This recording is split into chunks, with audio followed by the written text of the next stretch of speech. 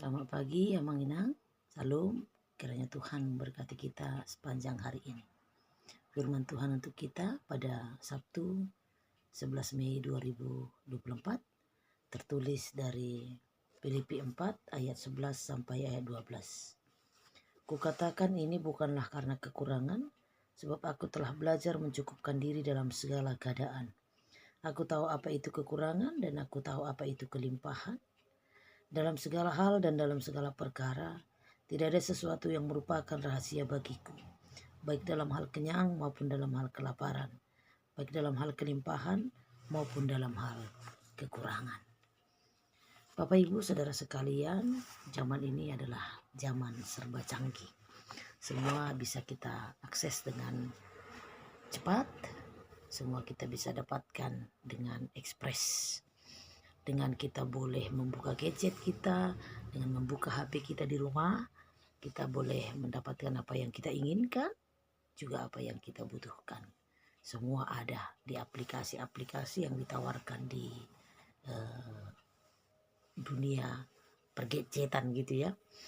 Kalau kita ingin sesuatu yang mengenyangkan makanan, boleh tinggal pesan. Kita membutuhkan peralatan rumah tangga, boleh kita pesan. Kita membutuhkan pakaian, boleh kita pesan. Semua boleh kita pesan dengan cepat dan kita tidak perlu membuang-buang waktu kita. Hanya ini mempengaruhi kepada saudara-saudara kita yang berjualan di pusat-pusat perbelanjaan, di pajak-pajak seperti pajak horas gitu ya. Itu sangat mempengaruhi. Tapi hari ini saya berdoa kiranya Tuhan selalu memberikan rezeki. Ada saja Tuhan akan memberikan rezeki. Jangan menyerah ya. Walaupun dalam kondisi era canggih ini banyak orang yang hanya duduk di rumah dan barangnya sampai di rumah. Oke. Saya salah seorang dari penikmat era canggih ini ya. Saya salah seorang penikmat pemesanan online dulu. Belakangan ini saya sudah mulai tersadar karena sudah banyak ditegur oleh situasi yang terjadi dalam kehidupan saya begitu ya. Saya mau cerita tentang satu pengalaman ketika setahun yang lalu saya diopname, dan apalah yang bisa dikerjakan orang pada saat opname ya. Untuk bergerak saja harus minta tolong bagi orang lain. Tapi waktu itu saya untuk mengelola rasa bosan saya pegang-pegang HP dan menonton ada siaran langsung, TikTok dan lain sebagainya. Jadi semua sudah bisa didapatkan ya dengan TikTok Shop lebih murah. Saya pernah membeli kain stopel tanpa harus memeras, sudah canggih, tanpa harus memeras, hanya ditekan dan terputar sendiri, memeras sendiri, luar biasa. Jadi tidak perlu disentuh oleh tangan, jadi luar biasa. Saya membelinya itu sangat murah, sekitar 53.000 pada waktu itu. Tapi kemarin saya jadi teringat karena kebetulan kami pergi ke pusat perbelanjaan, saya melihat harganya 397.000. Saya pikir inilah bedanya. Makanya kadang-kadang orang memilih untuk duduk di rumah dan memesan. Barangnya bisa sampai dengan ongkos kirim yang murah atau ongkos kirim yang gratis. Bahkan dengan promo-promo yang ditawarkan ya. Bapak Ibu, pengalaman saya pernah di rumah sakit tadi ya, cerita tadi. Saya kotak-katik HP, saya tonton siaran langsung, dan ternyata ada yang berdagang jualan Munja atau Roger pakaian bekas. Saya terpikir bahwa guru saya sudah mulai sekolah pada waktu itu TK, sehingga dia harus ganti-ganti pakaiannya supaya dia tidak malu kepada temannya ya. Saya kotak-katik live itu, tonton terus, lalu saya tertarik, saya pesan tab. Satu, saya pesan lagi tab 2. Namanya sedang diopname ya, saya tonton itu sampai 1 jam. Tab. Terakhir sampai 1 jam saya tanya kepada penjualnya, "Kak, belanjaan saya sudah berapa? Berapa biji, Kak?" "Bentar ya, Kak, saya hitung," katanya. Lalu dia hitung. Lalu dia bilang 32 piece. 32 biji. Saya sebenarnya terkejut pada waktu itu. Sebab memang ini namanya kebablasan ya. Ada harga 10.000, ada harga 15.000. Yang paling mahal pada waktu itu saya ingat harga 40.000. Jadi 32 piece.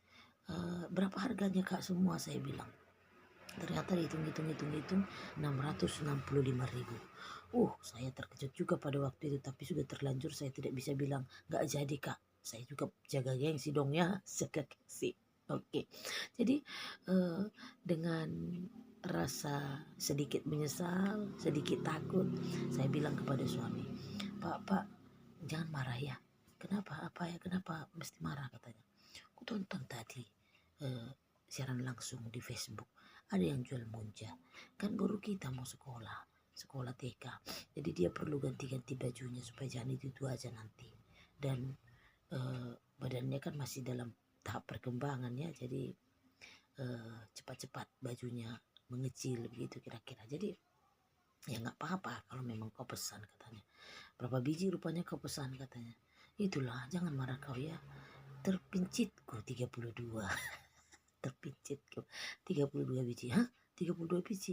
Jadi berapa rupanya harganya satu? Ada yang 10.000. Nggak apa-apa lah kalau 10.000, katanya. Ada juga yang 20, ada yang 35, ada yang 40. Gue bilang, jadi 32 pieces itu berapa harganya, katanya. Lalu saya bilang, jangan marah kau Pak, 665.000. Dia terkejut dan saya mencoba untuk membawa tertawa, namun mukanya juga sudah agak sedikit asam gitu ya. Dia pikir ini anak ini opname tapi bisa pesan, dan keterlaluan pesannya, dia pikir begitu. Tapi dia tidak marah pada waktu itu, mungkin karena saya opname ya, dan kebetulan memang suami saya ini orangnya baik.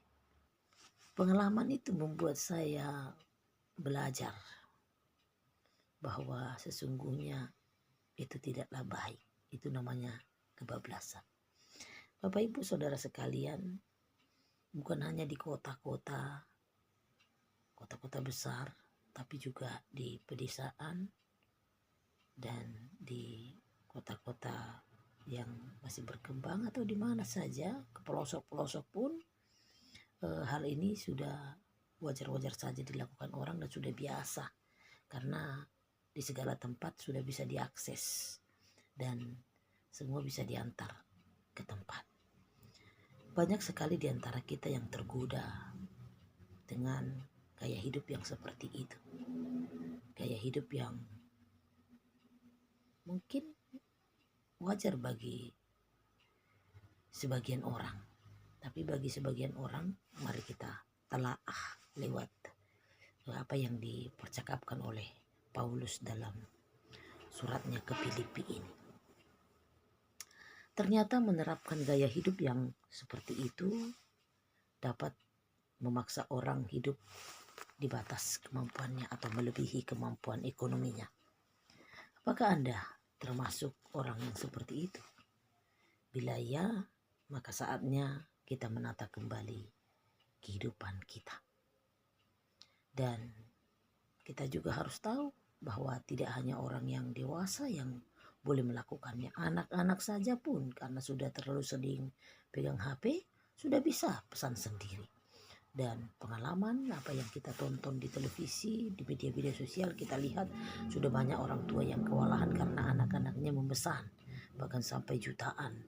Dia harus membayar COD ya, COD, dibayar di tempat.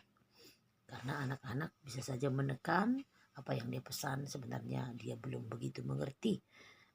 Syukur-syukur kalau apa yang dia pesannya cocok dan bisa dia pakai.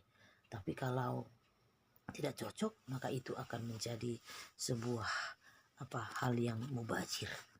Bapak Ibu Saudara sekalian, dapat dipahami bahwa sebagai manusia, godaan untuk memiliki gaya hidup yang lebih baik sah-sah saja kan?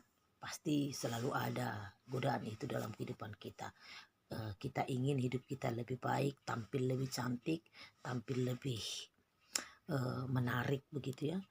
Seperti godaan untuk memiliki barang-barang yang bagus dan bermerek, makanan di restoran mahal, memberi barang-barang baru, pergi liburan, jalan-jalan, dan dengan bangga kita menampilkannya, mempostingnya di media sosial. Dah, itu sah-sah saja, memang itu manusiawi.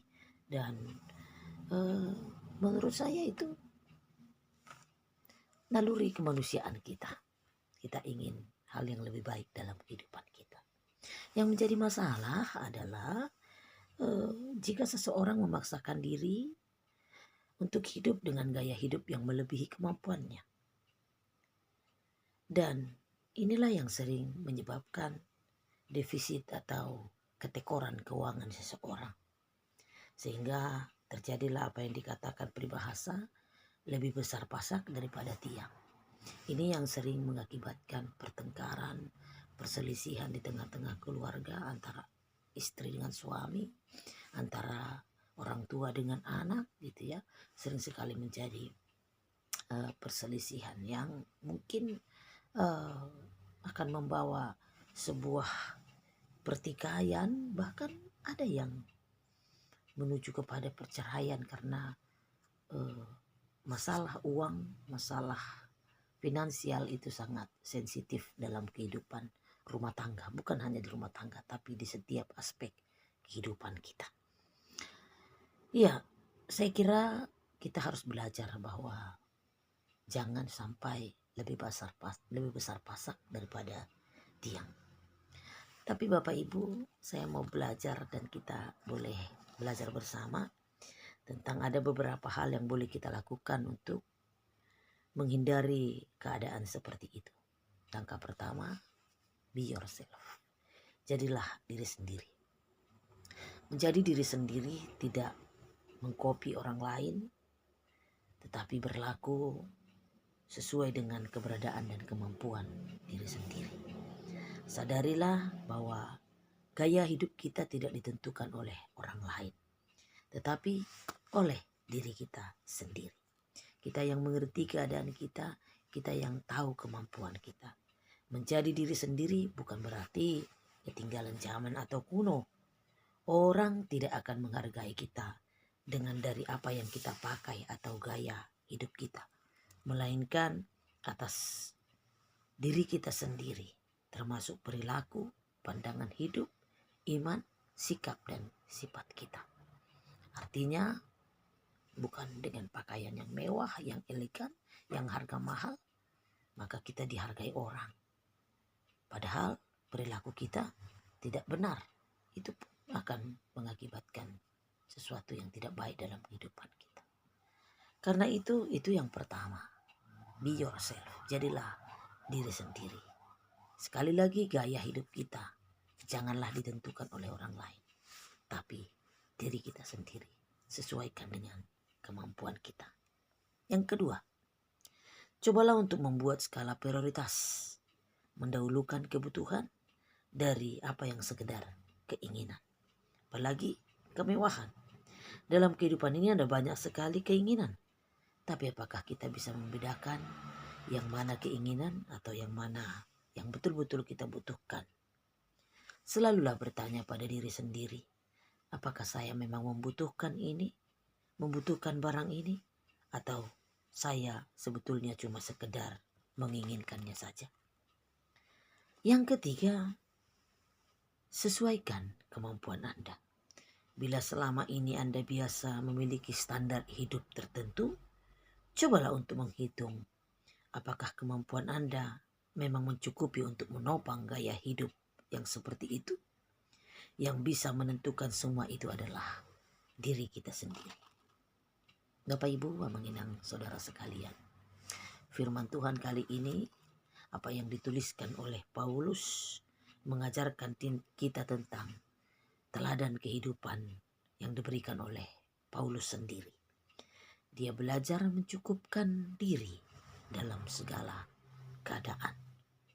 Paulus tahu apa itu yang disebut kekurangan, apa itu kelimpahan. Paulus mempunyai standar kehidupannya sendiri. Bapak Ibu, saudara sekalian, seharusnya kita juga memiliki standar kehidupan kita sendiri. Tahu mengelola kebutuhan kita atau keinginan kita. Jangan sampai kita kebablasan seperti pengalaman kami. Bapak Ibu Saudara sekalian, memang manusia selalu akan membela dirinya. Dia akan mengatakan bahwa itu kan perlu bagi saya, itu kan bukan untuk saya, itu untuk anak saya, itu untuk suami saya, dan lain sebagainya. Padahal kadang-kadang kita terhanyut dengan kenikmatan yang ditawarkan oleh dunia ini, yang ditawarkan oleh era canggih sekarang ini.